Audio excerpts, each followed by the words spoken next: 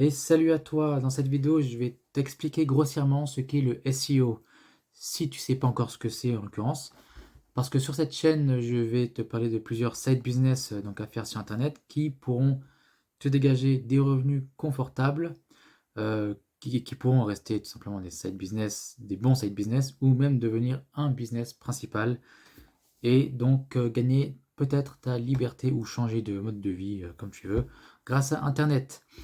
Et donc le SEO permettra de mener à bien ces business, que sont par exemple la vente de liens ou l'affiliation, que je te parlais dans d'autres vidéos. Allez, c'est parti, à tout de suite.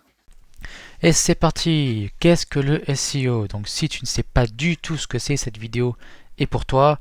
Je vais t'expliquer les bases tout simplement pour déjà savoir ce que c'est et à quoi ça sert. Donc comme tu le vois à l'écran sur ce slide, le SEO ce sont les initiales de Search Engine Optimization, en gros en français référencement naturel. Donc c'est écrit, c'est l'art d'optimiser un site pour répondre aux exigences techniques de Google et à l'intention de l'utilisateur afin d'apparaître naturellement en haut des résultats. En gros, avec le SEO, on va classer les sites, donc les référencer sur le moteur de recherche, le but étant évidemment bien sûr de les classer le plus haut possible dans les meilleurs résultats. Si possible, dans le premier résultat. Ou comme on dit souvent dans le jargon, en position 0. À savoir également, j'ouvre une parenthèse, on peut aujourd'hui non seulement donc avec le SEO classer les sites référencés sur les moteurs de recherche, on peut également le faire sur les IA comme ChatGPT. On peut faire ressortir nos sites dessus. Alors pour l'instant, il n'y a rien de concret en réalité. On va dire qu'en gros, plusieurs experts ont analysé quelques techniques qui aideraient, qui influenceraient pour que nos sites ressortent sur GPT. Ce qu'on peut appeler aujourd'hui le GEO, c'est-à-dire qu'à la place de search, c'est generative, car en fait Google et les autres moteurs de recherche sont des moteurs de recherche justement, tandis que les IA sont plus des générations de résultats. On pose une question précise et directement on a un résultat. Voilà. Mais grosso modo, de toute façon, quand on a un bon SEO, justement, un très bon SEO, de toute façon, on ressortira dans les IA, car oui, les IA, par contre, ce qu'elles font, c'est qu'elles s'appuient beaucoup sur les mentions, sur les médias, les sites de qualité, les liens de qualité qui parlent de notre site.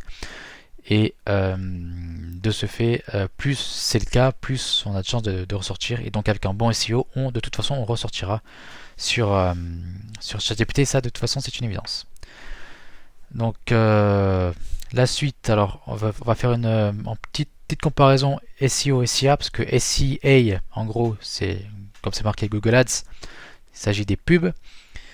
Donc bien sûr, l'avantage avec le SEO, c'est que c'est organique, c'est qu'on fait en sorte de générer du trafic naturellement sur notre site, alors que avec le Google Ads, avec les pubs, bah, il faut toujours payer et toujours relancer la campagne de pub, etc. Pour pouvoir recueillir ce trafic. Et si on n'a pas du tout de SEO, au bout d'un moment, c'est un handicap, quoi. J'avance un peu dans les slides.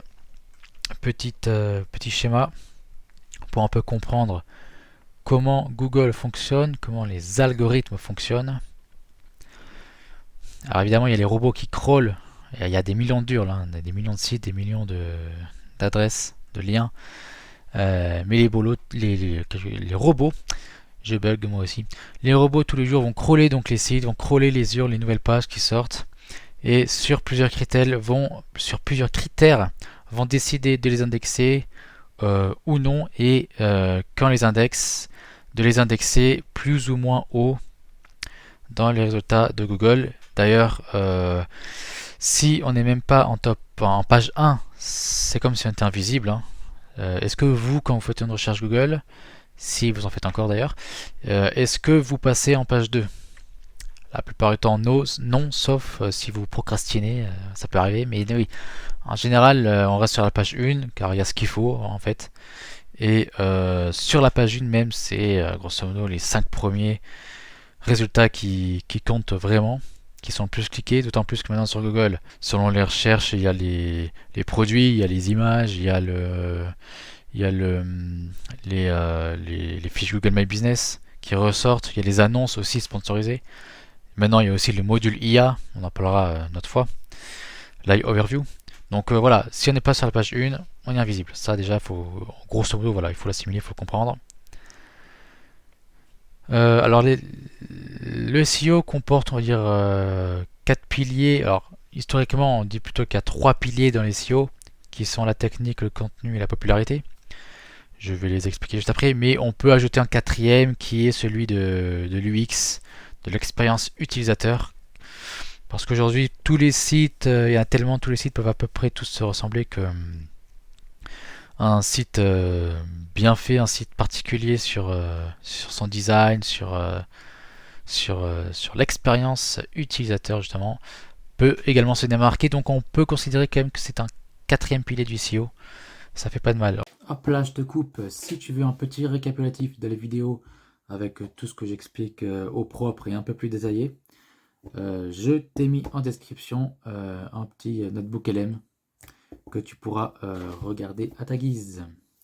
Allez, je te renvoie à la vidéo. Alors pour entrer un peu plus dans les détails du SEO, donc les 4 piliers fondamentaux sur lesquels on était, déjà la technique, la base, c'est la première chose, la sécurité déjà. Est-ce que le site est sécure? Est-ce que il est un HTTPS? Est-ce qu'il, voilà, vérifier s'il n'y a pas de faille. Bon, tout ça c'est très simple aujourd'hui, hein, mais voilà, il faut le savoir, bien sûr, un site doit être sécurisé. La sécurité dans la technique, dans le pilier technique est une des bases. La vitesse, ça c'est un peu plus important, surtout aujourd'hui. La vitesse, le site doit charger en moins de 3 secondes. Vraiment un grand max quoi. Sinon, s'il tourne, s'il rame, les gens, et vous le premier, et moi le premier, on s'en va, on quitte. On ne reste pas dessus et on n'y revient plus. Et à force, d'ailleurs, les algorithmes ne le référenceront plus aussi bien, je vais arriver à parler, qu'avant quoi. L'indexation des pages, les pages doivent réussir à s'indexer régulièrement et assez rapidement pour bien faire. Pour que en fait les pages puissent être, l'indexation c'est ça, c'est pour les pages puissent être vues et être trouvées, voilà, sur Google. Et c'est pour ça qu'il faut qu'il y ait de la qualité, qu'il y ait un sitemap structuré. Bon, je ne vais pas parler ici des techniques qui sont connues, mais quand on ne connaît pas le SEO, là je vais rester simple.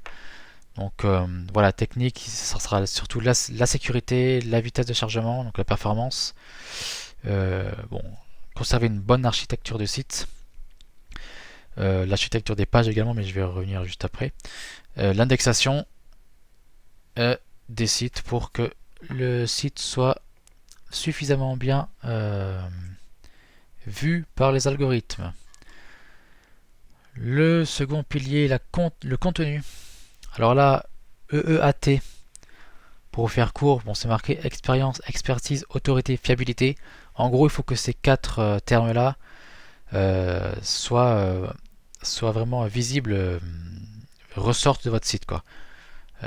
Que Google ou les visiteurs, les utilisateurs puissent constater l'expérience que vous avez sur votre thématique, l'expertise, l'autorité. On va parler d'autorité également dans le pilier de la popularité juste après, et la fiabilité avec les sources sûres. Voilà, en gros, c'est tout simplement votre crédibilité. Le EAT, grosso modo, c'est la crédibilité. Il faut que vous soyez crédible sur votre site. Voilà. L'optimisation sémantique. Alors voilà, je voulais parler d'abord des structures des balises.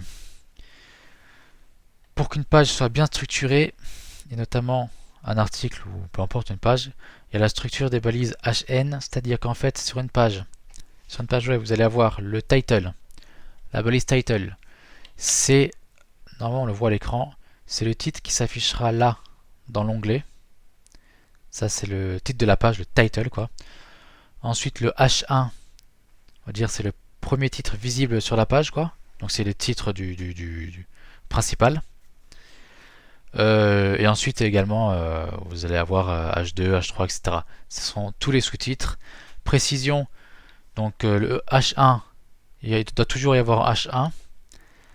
Le H2 également, quand vous développez. Et il peut y avoir plusieurs H2 pour plusieurs chapitres, bien entendu. Ensuite, vous, vous pouvez mettre des sous-titres dans vos chapitres, donc des sous-titres au H2 qui vont être les H3. Par contre, là, si vous mettez un H3, ça équivaut à en mettre au moins deux, à en mettre plusieurs, car ça veut dire que vous rentrez dans le détail. Donc s'il y a un H3, ça n'a pas de, ça n'a aucune logique, car en fait vous pouvez tout dire dans un chapitre. Si vous ajoutez un H3, vous en ajoutez plusieurs, car vous développez, quoi. Et même logique ensuite pour les H4, etc. L'optimisation sémantique, donc c'est-à-dire qu'il faut avoir sur internet avoir un contenu qui va droit au but, un contenu clair. C'est pour ça qu'on va beaucoup utiliser les listes à puces, comme ça d'ailleurs. Voilà, ça c'est des listes à puces pour développer une idée et la développer rapidement, synthétiquement, pas comme la vidéo que je suis en train de faire, et clairement, très clairement, parce que les gens, leur temps d'attention est déjà très limité en général. Sur un écran, j'avoue que c'est chiant de lire sur un écran. Les gens, ils vont pas lire, ils vont pas se lire un pavé, ils vont pas lire comme s'ils lisaient sur du papier sur un livre. Il faut que ça soit clair, que ça aille droit au but. Les phrases doivent être courtes. Genre, moi, je mets 23 mots au maximum. Euh, vous devez avoir des textes, des paragraphes aérés, pas trop longs. Encore une fois, assez espacés sur la page pour que ce soit simple à lire et simple à parcourir également, surtout. Et pour ce qui est des introductions, des conclusions, elles doivent être assez courtes pour résumer l'idée de l'article ou l'annoncer pour l'introduction. Pour une bonne optimisation, une bonne expérience utilisateur sur la page et une bonne expérience de lecture. Et régulièrement faire des call to action, si possible, dans ces articles, dans ces pages, pour amener vers l'utilisateur vers ce qu'on veut lui vendre ou ce qu'on veut lui faire ou ce vers où on veut le faire cliquer. C'est aussi très important. La popularité, le contenu de la popularité, entre parenthèses ils ont mis netlinking parce qu'en gros la popularité ça va passer beaucoup par les liens. C'est votre crédibilité. Donc vous allez être validé en gros par les liens, ou votre site va être validé entre guillemets aux yeux des algorithmes Google par les liens qu'il va recevoir. Donc on appelle ça des backlinks, des liens retour quoi. Évidemment, il faut éviter à ce que ça soit du spam. C'est pour ça qu'on va parler de backlinks de qualité. Plus il y a des backlinks de qualité, alors ça peut être des petits sites thématiques, des sites sérieux, des médias ou même des sites provenant de médias importants. Genre par exemple il y a une plateforme qui s'appelle 1, 2, 3 Médias qui sert à obtenir des liens de médias, de gros médias connus, genre BFM TV, et trucs comme ça quoi. Donc plus on en a et plus surtout les backlinks sont justifiés et correspondent au contenu de votre thématique, plus les backlinks seront de qualité pour votre site web et plus l'autorité du domaine sera meilleure. Et aux yeux, ça par contre, voilà, aux yeux de Google, et ce qui va aider à référencer votre site web. Il faut être cohérent avec sa niche, cohérent avec sa thématique. Si vous faites un site sur l'automoto, vous n'allez pas parler de mode quoi, voilà, par exemple. Il faut rester vraiment cohérent avec son sujet. Mais enfin l'expérience utilisateur, bon, alors il y a le responsive, bien sûr, le responsive design, je n'ai pas parlé tout à l'heure. Le responsive, ça c'est que en gros, c'est que le site doit être adapté à tous les écrans, à tous les formats d'écran, donc ordinateur, portable, tablette. Mais bon, ça en 2026, c'est la base des bases également. Hein. De toute façon, même ça peut être aussi également automatisé, tout ça, c'est quasiment d'office, selon comment vous faites votre site web et avec quelle plateforme, etc. Mais bon, je le rappelle, je le dis quand même, votre site doit être lisible sur tous les formats d'écran. Ah oui, la recherche de mots-clés. La recherche de mots-clés, je pense que je vais ensuite m'arrêter là avant la conclusion parce que j'ai pas été très synthétique dans cette vidéo et je voulais pas qu'elle soit trop longue. J'espère que je serai clair en tout cas. Donc la recherche de mots-clés, la mot-clé c'est quoi? Les mots-clés, tout ce qu'on recherche sur un moteur sur Google va avoir un certain volume de recherche mensuel. C'est-à-dire que par exemple, vous allez rechercher restaurant Nice. Je sais pas, restaurant Nice va être recherché par exemple 500 fois par mois. C'est son volume de recherche. Vous avez plusieurs outils aussi pour analyser tout ça. Des outils qui vous donnent le volume de recherche pour chaque requête, mais également sa difficulté qui est liée aux médias présents sur la SERP, c'est-à-dire que sur, sur les résultats de ce mot-clé, le niveau en gros des sites présents, la force, la popularité des sites présents, des sites en présence, le volume des sites qui répondent à ce mot-clé, à cette requête. Et tout ça en gros va indiquer la qualité et la difficulté de se positionner dessus. Il y a également à comprendre là-dessus l'intention de recherche, c'est-à-dire que si par exemple on recherche, pour reprendre mon exemple, restaurant Nice, c'est-à-dire qu'on recherche en gros un restaurant à Nice dans lequel aller manger quoi. Si par exemple c'est si on fait un article pour expliquer à quoi sert un restaurant sur Nice, bon, les gens ils vont cliquer peut-être, ils vont rebondir, ils vont repartir quoi.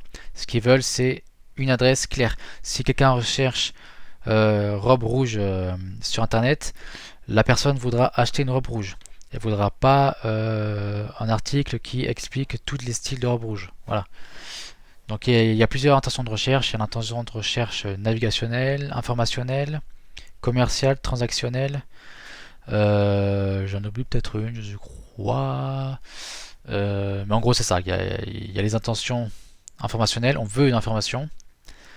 Et les intentions commerciales, en gros on veut acheter un truc. Quoi. Voilà. Grosso modo c'est ça. Pour vous expliquer rapidement. Tic des mots-clés également pour expliquer rapidement. Il y a le mot-clé, alors courte traîne, en gros ça va être restaurant. Longue traîne, ça va être. Alors voilà, locaux, ce qui m'a dit marque locaux, donc restaurant Nice, on va dire que ça va être une recherche locale. Longue traîne, par exemple, on pourrait dire restaurant italien. Restaurant italien à Nice, là ça va être une longue traîne localisée. Bon après saisonnier événementiel, ça va être par exemple planche de surf pour cet été, robe à mettre pour un mariage par exemple, robe à mettre pour un mariage à Nice ou location de robe pour un mariage à Nice. Alors là on a une longue traîne localisée événementielle. Voilà, là vous avez le total. J'espère avoir été clair dans cette explication. Méthode et outils, alors je présenterai des outils au fur et à mesure. Là c'est vraiment une vidéo d'explication du SEO. Mais par exemple tout à l'heure je vous ai parlé d'outils pour l'analyse de mots-clés. Donc il y a SEMrush, Alloscan par exemple, qui sont en gros les plus connus. Alloscan il est bien notamment pour la SERP française. Vous avez plein d'outils aussi comme ça, des outils pour le SEO qui vont aider à analyser un site complet, à analyser son profil de lien, à analyser toutes ces données, hein, toutes ces métriques, on appelle ça, ces statistiques quoi. Donc ça, il y a vraiment plein d'outils que je partagerai sur cette chaîne de toute façon, et notamment quand on aura besoin pour nos business. Le SEO sert à classer les sites sur les moteurs de recherche, à les classer dans les meilleurs résultats des moteurs de recherche, c'est-à-dire au moins dans le top 5, dans le top 3, idéalement si possible en première position. Un bon SEO permet d'avoir une bonne structure de site, une bonne crédibilité, et qui permet aux algorithmes de référencer les algorithmes de Google, de référencer le site au mieux. Et une fois que le site est bien référencé, il y a plein de manières de monétiser le site. Et donc c'est pour ça qu'il y a plein de business et plein de marchés là-dessus, dont je vous en partagerai dans les prochaines vidéos. Sur ce, je vous remercie d'avoir regardez cette vidéo. J'espère que vous avez compris. C'est de mes premières, donc je suis peut-être pas très synthétique encore, peut-être pas très pédagogue. J'espère être clair, j'espère m'améliorer par la suite. Si vous pouvez donc mettre un pouce, partager si vous le souhaitez, un commentaire si vous avez une question, ça m'aiderait beaucoup. Et je vous en remercie. Sur ce, allez, ciao!